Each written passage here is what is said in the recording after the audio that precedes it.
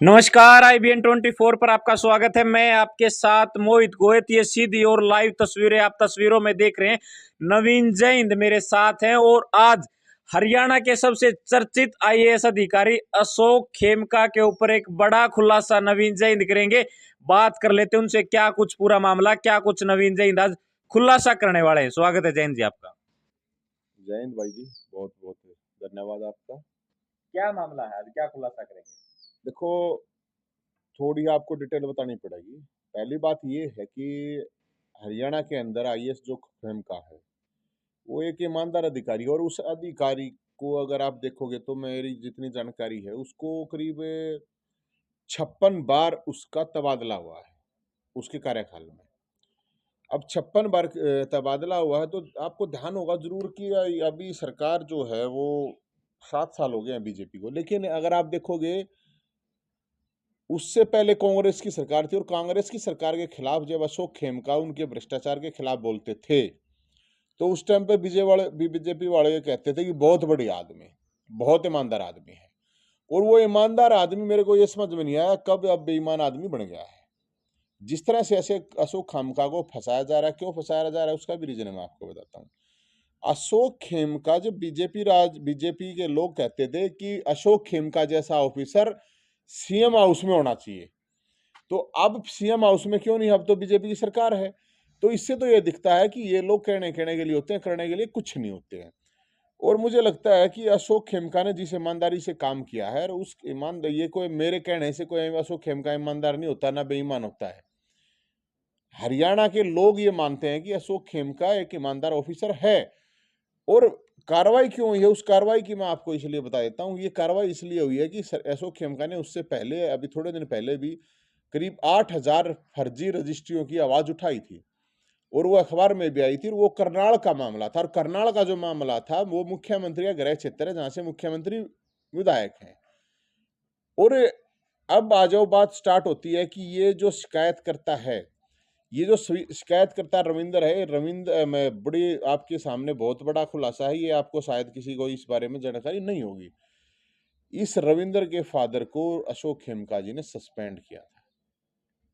कुछ आरोप उनके ऊपर लगे थे, एफसीआई के उसमें गोदाम में आरोप लगे थे और उसको सस्पेंड कर दिया गया था। ये जो रविंदर है, इसने 4 बार अशोक खेमका की शिकायत की है। तो लोक आयुक्त में भी ये चीज कही गई है कि ये जो रविंदर है, ये इसकी शिकायत करने का जो तरीका है, जिस तरह शिकायत कर रहा है, इससे साफ दिख रहा है कि ये बदनीयत है। बदनीयती का मतलब है कि ये इसको आदमी को फंसाने की उसमें कर रहा है। अब जो मंडल कमिश्नर करनाल की बात मैं आपको ये कर रहा हूं, इस चीज को ध्यान देना, करनाल के लोग भी इस चीज का विशेषकर ध्यान देना, करनाल के लोग भी स्पेशल, कि इसमें क्या है कि जो संजीव वर्मा मंडल कमिश्नर वहां का है, उसने सिर्फ 6 दिन के अंदर एफआईआर करवा दी है ये अशोक खेमका जी के ऊपर। अशोक खेमका जी ने उसकी भी शिकायत की हुई थी डिपार्टमेंट में, जिसने अब अशोक खेमका के खिलाफ ये शिकायत करवाई है। इससे पहले 4-5 बार जो लोकायुक्त की उसमें अशोक खेमका को क्लीन चिट मिली हुई थी। और फिर एक जांच रिपोर्ट आई थी जिसमें एक जांच कमेटी बैठी थी। पंचकुला का एक डीसीपी, पंचकुला हरियाणा पुलिस की बात कर रहा हूं मैं, उसका डीसीपी था, उन्होंने भी उसमें अशोक खेमका को 2017 के अंदर क्लीन चिट दे दी थी। अब फिर बहुत इंटरेस्टिंग सवाल है, ये भी आप लोगों को जानकारी होनी चाहिए कि क्या हुआ था कि जब ये जो सिलेक्शन का मामला हुआ था, जो ये कह रहे हैं कि ये 2-3 लोग जो हैं गलत भर्ती कर दिए गए, ये एक बोर्ड था, डिपार्टमेंट का बोर्ड था, और उस डिपार्टमेंट के जो बोर्ड है उसमें रोशन लाल सैनी इसके चेयरमैन थे। एक अशोक यादव और एक कुसुम, एक सूद, ये और अशोक खेमका, ये 5 लोग उस कमेटी में थे। उस 5 लोग उस कमेटी में थे और उस कमेटी में से फिर ये सिलेक्शन प्रोसेस हुआ था। इसमें अकेला अशोक खेमका नहीं था। जिस तरह से सरकार के भ्रष्टाचार के खिलाफ अशोक खेमका बोल रहे हैं, उससे सरकार जो है डरी हुई है। और ये मैं मानता हूं कि ये मुख्यमंत्री इसको इस चीज की जानकारी है। और मैं ये कह रहा हूं, ये जो मंडल कमिश्नर है, ये जो मंडल कमिश्नर है, डिवीजन कमिश्नर संजीव वर्मा, इसकी संपत्ति की जांच कराओ एक बार, पता तो चले क्या क्या माल दबाए बैठा है, क्या मामला है।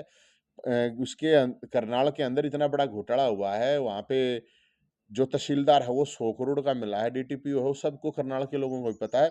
और पूरे हरियाणा के अंदर ये रेवेन्यू डिपार्टमेंट में, जैसे कि अशोक खेमका ने कहा था, ये हजारों करोड़ रुपए का मामला है। अब अशोक खेमका मुर्दा अफसर नहीं है। सवाल देखना, आप समझना चीजों को। आके इनको चाहिए, सरकारों को चाहिए कि मुर्दा अफसर हो, मर्द अफसर ना हो। अब खेमका है मर्द ऑफिसर, और मर्द ऑफिसर है, एक ईमानदार ऑफिसर इस सिस्टम से सहन नहीं हो पा रहा है।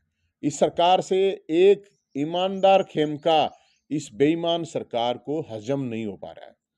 तो इसको लेकर हमने आवाज उठाई है, और मैं ये कहना चाहता हूं, अशोक खेमका जी मेरी बात सुन लियो। आपके हर तरीके से आपके साथ है, क्योंकि एक ईमानदार आदमी, एक सिस्टम के खिलाफ लड़ने वाला आदमी के साथ खड़ा होने की हर आदमी की जिम्मेदारी है। जितने भी साथी इस चीज को सुन रहे हैं, मैं आपको बताऊं, कोई ईमानदार ऑफिसर जब अपनी कोई आवाज उठा रहा है सिस्टम के खिलाफ, एक आम आदमी के, एक आम इंसान के भले के लिए उठाता हो, उसका उसमें कोई भला नहीं है, उसको तो नुकसान ही हो रहा है। तो ये हमारी जिम्मेदारी बन जाती है। हम मुर्दा नहीं है, आप मुर्दा नहीं है तो आवाज उठाएंगे। और जो आदमी है, जो मर्द दिख रहा है, जिसने मर्दानी का काम किया है, मर्दानगी का काम किया है, सरकार के खिलाफ लड़ने का, सिस्टम के खिलाफ लड़ना सबके बस की बात नहीं होती। वो जो उसने काम किया, तो हम इसलिए अशोक खेमका जी के पूरी तरह से, मतलब आप जो भी कह सकते हैं, वो हम उनके साथ खड़े हैं। और वो इसलिए उनके साथ खड़े हैं कि एक ईमानदार ऑफिसर के साथ अगर खड़े नहीं होंगे, हरियाणा के अंदर जो भी ईमानदार ऑफिसर हैं उनका डेमोरलाइज होंगे, वो हतोत्साहित होंगे, वो जो ठीक नहीं है। ये सरकार उन हर ऑफिसर को, कर्मचारी को ये हतोत्साहित करना चाहती है। अगर कोई 12वीं फेल बता देता है मंत्री को, तो उस टीचर को कह दिया जाता है दर टिप्पणी, अरे तू है जब 12वीं फेल है तो तेरा पीएचडी कौन बताओगा। उसको नोटिस भेज दिया जाता है कि 3 दिन में जवाब दो। इसमें एक सवाल उठता है, आपने कहा कि हम अशोक खेमका के साथ हैं, नवीन जैन अशोक खेमका के साथ है या आम आदमी पार्टी अशोक खेमका के साथ है? नहीं, मेरे हिसाब से जो भी ईमानदार आदमी होगा वो सब अशोक खेमका के साथ होगा। जो भी पार्टी होगी वो पार्टी भी जरूर साथ होगी। और मुझे लगता है कि इसमें तो एक आम इंसान की बात कर रहा हूँ मैं, एक आम इंसान की भी ये जिम्मेदारी है। जरूरी नहीं है कि कोई पार्टी साथ आवे नहीं आवे, लेकिन नवीन जैन तो बिल्कुल साथ खड़ा है। नवीन जैन हर उस इंसान के साथ खड़ा है जो इस सिस्टम के खिलाफ लड़ने की हिम्मत रखता है, जो ईमानदार है। क्योंकि जब एक ईमानदार ऑफिसर को इस तरह से उसकी ऐसी तैसी की जाती है सरकार द्वारा, तो कौन लड़ेगा फिर? अगर हम उनके साथ खड़े नहीं होंगे, हम अपनी आवाज नहीं उठाएंगे, तो कौन लड़ेगा? कोई नहीं लड़ेगा। अशोक खेमका ने कोई अपने मतलब वहां पे बच्चे अब अच्छी ना लगवाने, उसके बच्चे तो पढ़ लेंगे लिख लेंगे। वो लोगों के लिए लड़ाई लड़ रहा है, और वो लोगों के लिए लड़ाई लड़ रहा है। तो इस सरकार को मैं ये कह रहा हूं, कुछ शर्मा ले खट्टर साहब। अरे राजा, नकली राजा हरिश्चंद्र, थोड़ा शर्मा ले। नकली ईमानदारी के मोड़ बांधने से कोई फायदा नहीं है, थोड़ा बहुत सोच लो। अगर एक ईमानदार आदमी है, होना तो चाहिए उसको सीएम हाउस में, उसको ओएसडी लाना चाहिए मुख्यमंत्री ने। अगर भाई बता कहाँ कहाँ क्या है, अब दिखाने के लिए तो बड़ा वो कि भाई हम बड़े ईमानदार सरकार, गधी के ईमानदार सरकार। क्या ईमानदार सरकार है? अगर ईमानदार सरकार है, और मैं तेरे को, अशोक खेमका ने कुछ गड़बड़ कर रखी हो, नहीं इसने फांसी तोड़ दी। अगर अशोक खेमका को फांसी तोड़ने से भ्रष्टाचार खत्म होता है, इसने फांसी तोड़ो तो करो तुरंत जांच। और मैं तो सारे अफसर ही करवा लो ना, इनके सारे नार्को टेस्ट करवा ले, लाइव डिटेक्टर टेस्ट करवा ले, सबकी संपत्ति इनकी जांच करवा ले। हरियाणा में कितने के ईमानदार ऑफिसर हैं? और मुख्यमंत्री जी अपने मंत्रियों के, नेताओं के करवा लो ना, क्या प्रॉब्लम है? तो अशोक खेमका को जिस तरह टारगेट किया जा रहा है, मुझे नहीं लगता कि ये जो टारगेट है ये सीधा सीधा दिख रहा है। अशोक खेमका ने 304 सीट की थी डिपार्टमेंट में जब था, भ्रष्टाचार के मामले उजागर करे थे। वो आदमी जब मतलब वो पैसे की जो रिकवरी करवाई थी उसने, वो आम जनता का ही तो पैसा था। तो मुख्यमंत्री जी आपसे ये अनुरोध है, ये बकवासबाजी बदमाशी मत कीजिए ईमानदार लोगों के साथ। इन लोगों को रोकिए जो इस तरह की चीजें कर रहे हैं। आपके चीजें संज्ञान में है, ऐसा नहीं हो सकता आपके संज्ञान में नहीं है, और आपके संज्ञान में नहीं है तो इस चीज को संज्ञान में लीजिए, और हरियाणा के लोगों से माफी मांगिए कि ये जो गड़बड़े हुई हैं, अशोक खेमका ने गड़बड़ नहीं कर रखी है। पूरा हरियाणा जानता है, समझता है। अशोक खेमका ने गड़बड़ कर रखी होती तो ये सबको पता होता है, ऐसी बात नहीं है। एक आदमी 56 बार बदला तबादला। अरे मलाई खाने वालों के कोई ना तबादले होते, 10-10 साल एक जगह बैठे रहे हैं। तो इसलिए हम तो ये कह रहे हैं। और अशोक खेमका जी सुन लो, ये वीडियो आप तक भी पहुंच जाएगी। कत्ती घबराने की जरूरत नहीं है, इसकी ऐसी तैसी कर देंगे इस सरकार को, बिल्कुल घबराने की जरूरत नहीं। आपके साथ खड़े हैं तन से मन से धन से। और हर उस आदमी को कहूं मैं भाई साहब, जिसके अंदर थोड़ी भी इंसानियत है ना, थोड़ा भी जिगरा है, तो वो आदमी आज अशोक खेमका के साथ खड़ा हुआ, ताकि कल कोई भी सरकार इतनी हिम्मत ना कर पाए। बस मैं तो यही कहना चाहूंगा। जो मामला ये अभी क्या नाम है इसका चला, ये जो डिसीजन ले रही है, अब ये स्टेडियम वाला से मूसड़ तैयार दरिया है। ये जो फैसले ले रही है ना, ये ऐसे ऐसे जो फैसले ले रही, पहले खेल कोटा खत्म करा था, अब ये कर रहे हैं। कटोरा लेके बैठ जाओ ना स्टेडियम आके आके, नहीं तो मैं बैठ जाऊंगा, मैं मांग लूंगा थरता ही, अगर थारे पैसे नहीं होते। लोगों के स्वास्थ्य के साथ ऑलरेडी कोरोना माध्या तो लोगों के दिमाग चल रहा है, शरीर खराब होने लग रहे हैं।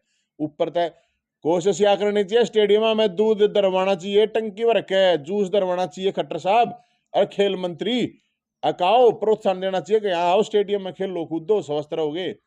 ऊपर तो नाश करना चाहो, बर्बाद करना चाहो, आगे हो जाओ सब बीमार। तो भाई साहब मेरे समझ में नहीं आता है, या सरकार के चाहो के नहीं चाहो, जिस तरह से ये डिसीजन ले रही है 12 साल पुराने मामले को ये अब उठा के खेमका के को ये सोचा है कि उसकी रेपुटेशन खराब हो जाएगी, उसका और कुछ खराब हो जाए।